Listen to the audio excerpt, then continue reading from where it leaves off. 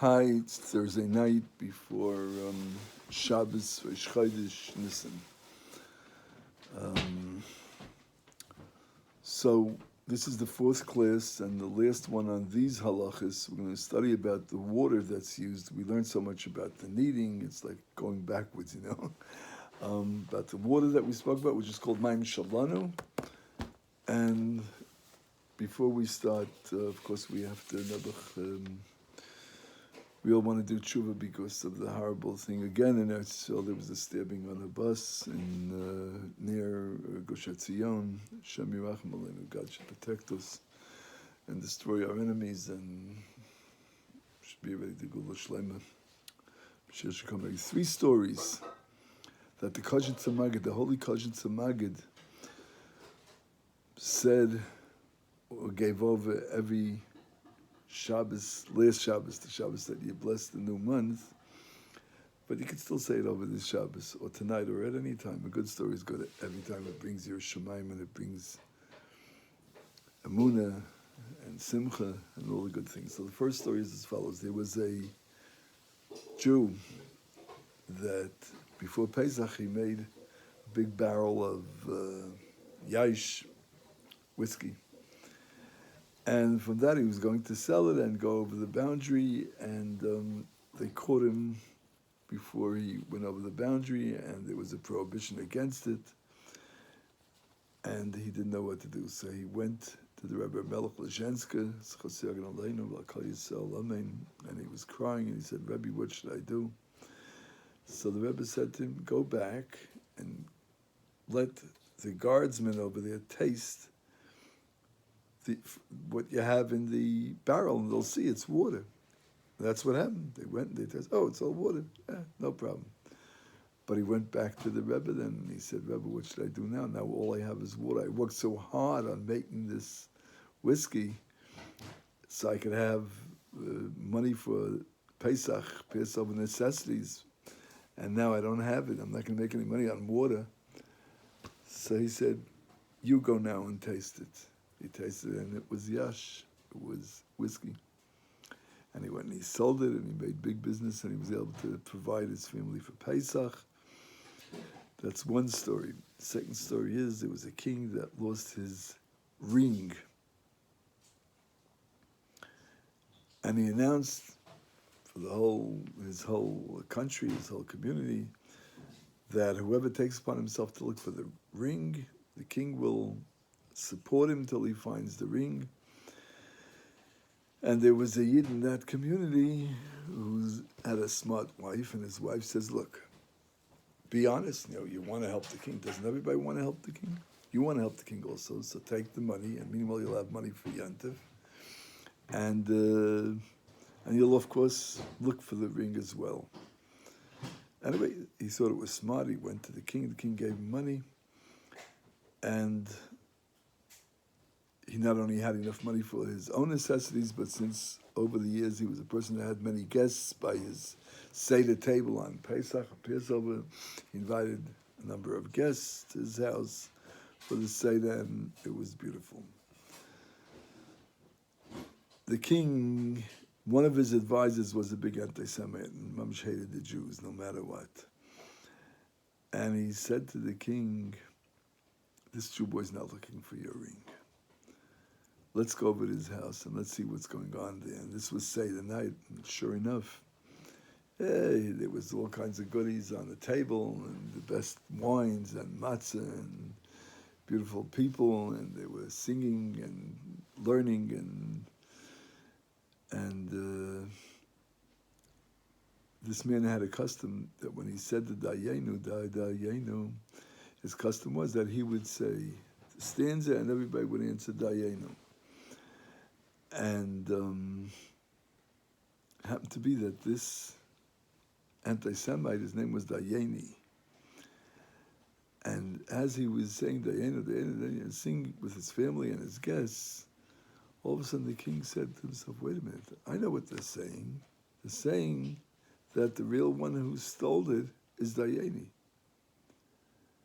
And somehow this led him to get Dayenu to admit it, and Dayenu was the one who actually stole it.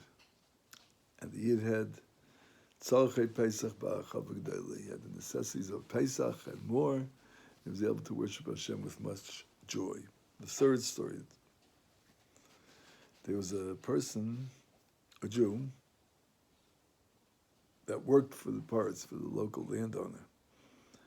And one time, the landowner said to him, you know something, Jew boy? You, Mashka, I'm the one that supports you. If not for me, you'd be in the streets. You'll be starving, you and your big family that you have. But the Yidel was a Tmimis Yid. He was a simple believer in Hashem and nothing else. And he wouldn't let a statement like that pierce. And he said, it's not true. Hashem provides for me. And you are just a messenger of Hashem. And if it wouldn't be you, someone else would be Hashem's messenger, because Hashem loves all his creations, and Hashem wants us all to have what to eat and to support our families and to have children. Anyway, he didn't like this answer. So he threw him out of his job. And here it is before Pesach. This landowner had a lot of gold coins, and he also owned a monkey. So one day he went into his treasury and he started cleaning off his coins. You know, king is in his parlor, counting all his money, right? Eating bread and honey. Wasn't Pesach, and he doesn't have Pesach, so he can eat bread and honey. Anyway, so he's like licking the coins and cleaning them around. That's how they used to do with the coins. And when he walked out, the monkey thought that he was eating the coins, so he did the same, and he started eating the coins, and he ate a lot of coins, and all of a sudden, sadly enough, his belly plotzed, and he fell to the floor. The guy came in and saw what's going on, and to him it was nothing. He took the monkey, he told his servant to throw it into the house of the Jew boy, let him have a little fun, on his holiday when he doesn't need me. Let his God take care of him. This Yidel, it was before Pesach, and all of a sudden they throw this Gepeget, the monkey, into his house, and guess what? He had enough money for Pesach. He had more than he needed. Baruch Hashem, his wife went and they bought food and whatever they needed for Pesach. And so the landowner wanted to have some fun, so he went to see what's going on by the Jew boy's house, and here he sees he's having a great yontif and everything, and knocks on the door and he says, hey, Mashka, Jew boy, where'd you get money for all this? So he said, I don't know, somebody threw a monkey into my house and I had gold coins, I had plenty to eat for yontif. He said, does your God take care of you? Does he take care of you? You don't even know the miracles that he does for you. And he had Tzarchei Pesach Ba'achav, he had the necessities of Pesach and even more. And he worshipped Hashem with much joy. We should all worship Hashem with much joy and bring the sacrifice of Pesach in the Holy Temple this holiday. Amen. Okay, so we will do the laws of concerning the water used for the kneading of the matzahs, K-N-E-A-D, the kneading of the matzahs. Paragraph 1, the flour for the matzahs should be kneaded only with water that has stayed overnight. This applies to both the matzahs of the mitzvah required for the eating of the Seder. We spoke about this a lot. And to the regular matzahs, which are just not chametz, but they're not matzahs mitzvah, which are eaten during Pesach. Okay. That is to say, it should be drawn during twilight, Ben Hashmash says twilight, and left standing overnight. Even if the night is longer than 12 hours, it is forbidden to use it for kneading until daylight. And if the night is short and there are no 12 hours until daylight, we must wait until 12 hours passed since it was drawn. Ordinary people are accustomed to begin kneading as soon as it grows light with water that stayed overnight, even though 12 hours didn't pass, although there are some authorities that permit this, but most of the authorities take the more stringent view. Okay, we'll soon see that others hold that it's okay to do it the more lenient view, but this is how the Kitzur paskins. Paragraph 2. If you're unable to estimate the exact time of twilight, you must draw water a little earlier, provided you do not draw it before sunset. Many hold that twilight begins at sunset, and according to them, you may draw the water even before sunset. It is the custom to strain the water and to cover it, and it must be placed in a cool place. When bringing the water into the house in the morning, you must be careful to keep it out of the sun, away from the sun, in other words. Okay. Number 3, paragraph 3. You are permitted to draw enough water at one time to last for several days, but the proper way of fulfilling the mitzvah is to draw water daily for the needs of that day, 1 per day. It is a custom not to draw water in an old earthen vessel, even though it is used only for Pesach, for Passover, unless it is glazed. For the use of an old unglazed vessel cannot be considered an enhancement of the mitzvah. It's not hida mitzvah, it's not nice. Something that you're doing special for Hashem should be done in a most beautiful manner, even physically, of course, spiritually and emotionally, of course. This custom should not be changed. 4, rivers in the month of Nisan, the month that Passover is in, Nisan, the Hebrew month, are generally cooler than wells. You should therefore draw water from a river. Sometimes, however, the rivers are swollen from the melting snow and the water is not so cold as a result. It is then preferable to draw water from a well. The water should not be drawn, number 5, by a non-Jew, but only by a Jew. It's considered a mitzvah, the baking of the matzahs, and should be done only by a Jew. The halacha also applies to regular matzahs, and certainly to the matzahs shal mitzvah, the matzahs that are going to be used for the Seder. The one who draws the water should say, this is being done for matzahs shal mitzvah, as we learned yesterday, and we learned the interesting view that says it a little bit different, as we learned yesterday from the Shulchan Aruch Harav. Paragraph 6. You should not put water in a vessel that has contained honey or fruit juice, unless it has been kashered with boiling water. There's the process of kashering, which we learned last year, and I believe the year before this year. I don't think we'll learn about it. You surely should avoid placing the water into a vessel that has contained food with a sharp taste, even if it was not chametz, because on account of the sharpness, the dough will rise faster, and even kashering with boiling water will be of no use in such a case. Very important halacha. Neither should you put the water into a copper vessel, because it does not keep it as cool as other vessels. The flour, however, may be needed, even initially in a copper vessel, says the Mishnah Berurah in 455. Okay. 7, we have 3 more to go. 7, paragraph 7. If you notice that the water kept overnight is not sufficient, you may add other waters. According to some later poskim, the Shabini Rav, the Halachos of Shabini Rav, you may not add water if it contains chlorine. Okay, that's something to keep in mind.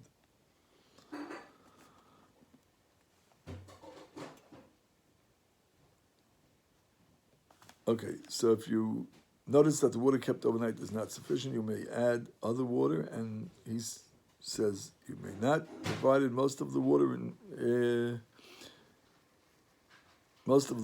is that which stayed overnight. Initially, it is best that 2/3 of the total should consist of the water that stayed overnight. If possible, try to draw the added water from a pump or a covered vessel where the sun doesn't reach. Okay, 8, paragraph 8. If the matzah is baked on Sunday, the water must be drawn on Thursday evening, because on Friday it's impossible to fix the exact time of twilight, especially before Shabbos, right? And in an extreme circumstance, if the water was not drawn on Thursday, it should be drawn on Friday after the Mincha service, or on Shabbos by a non-Jew, though we said before it's best not to use a non-Jew, but in this case, you don't have much of a choice. The last paragraph, 9. The water held overnight should not be poured out on account of a death that has occurred or on account of the vernal equinox. We'll learn about that soon. Because it is said, he who keeps the commandments shall know no evil things. As it says in Ecclesiastes 8:5. We have a rule, Shema Mitzvah L'Yedera. That's what that verse is about, that even though in other times we're afraid about certain things that the scholars told us, in the times of the Talmud and times of the Gemara, that we should watch out for. But sometimes, and you have to know when yes and when no, we say that Hashem takes care of us because we're doing a mitzvah and nothing bad is going to happen. This is a whole topic. We'll cover a little of it soon. Nevertheless, if you know the vernal equinox will occur, you should put it into the water in a small, clean, you should put into the water, you should put a small, clean piece of metal into the water, something like a needle attached to a thread, so that afterwards you will not have to put your hands into the water to get it out, but you'll be able to pull it out by the thread. According to Ramah in Yeridea 1:16, water should not be drawn at the time of the vernal equinox. Many of the later poets can maintain that in our times we're lenient in these matters. Let's see a little bit what this is about. That was 108, I believe. Or was it 109? 109, I'm sorry. Okay, so the Rab Shulchan Aruch just adds to the first paragraph. We said that the water used for the kneading of the matzahs should lie overnight. It should be cold water. The Rav adds, and always for clarification, you could rely on the Rav. Rav Shulchan Aruch says like this: the matzah that a person eats throughout all the days of Pesach may be kneaded solely with cold water, not with lukewarm water, water whose temperature is that of a saliva. Okay? That's how stringent it is. The background is as follows, so now we'll understand it better. Talmud says in Pesachim 36a, until the advent of indoor plumbing, well, that's not what it says, but it's explaining, all water for household use was drawn from rivers, wells or springs. Although we now have indoor plumbing, the water used for baking matzahs of Pesach, for Passover, should still be drawn from one of these sources: rivers, wells, or springs. Tap water should not be used for baking matzahs because A, tap water is stored in a reservoir above the ground and is heated by the sun. This is a fact. B, because chemicals are often added to the water. These chemicals may cause the dough to become chametz in a manner similar to lime. And as we learned, the Shubini Rav also holds, according to this view, that if you have to add water, the water that has chlorine in it is also a problem. So all these things could add to the water cooking faster, and that will make us a problem while they'll be kneading the matzahs and make it chametz. Okay.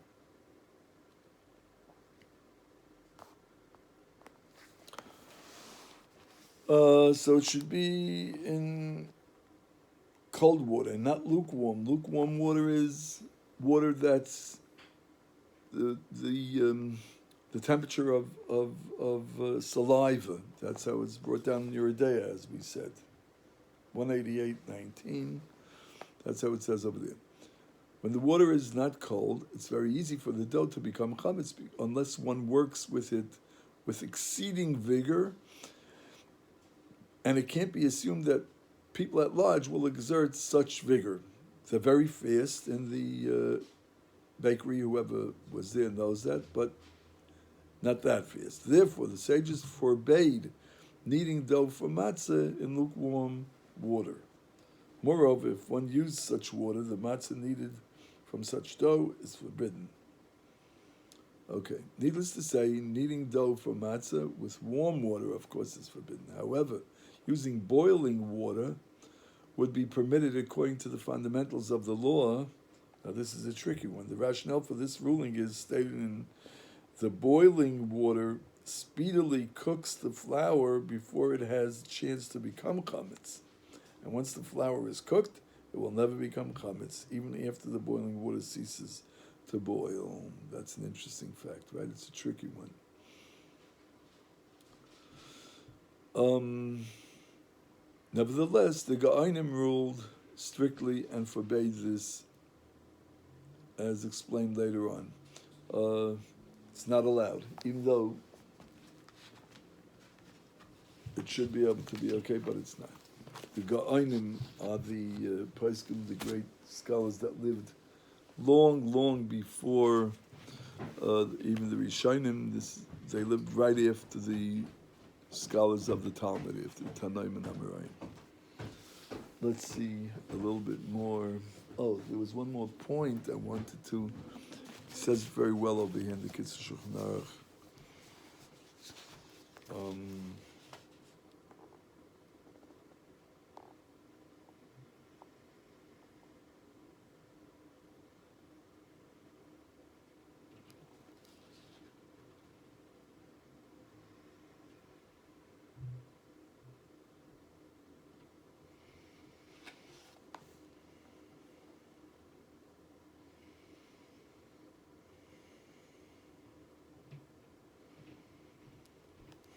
Okay.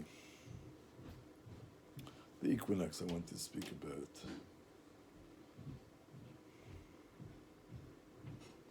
Here it is.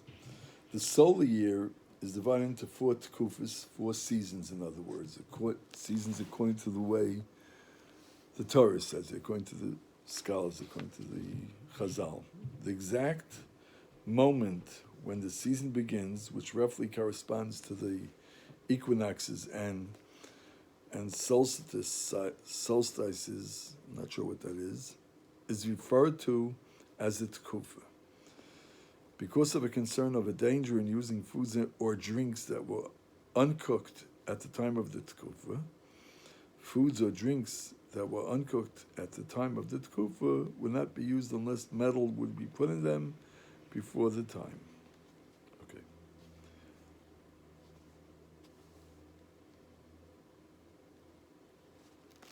Okay, we'll stop here. Have a great Shabbos. We will continue. We'll do another one either Friday afternoon, tomorrow afternoon, or the end of next week, Thursday night. And the week prior to Pesach, we'll try to put in a couple of more with halachos, with some stories. Have a great Shabbos and a great introduction to the holy holiday of Passover.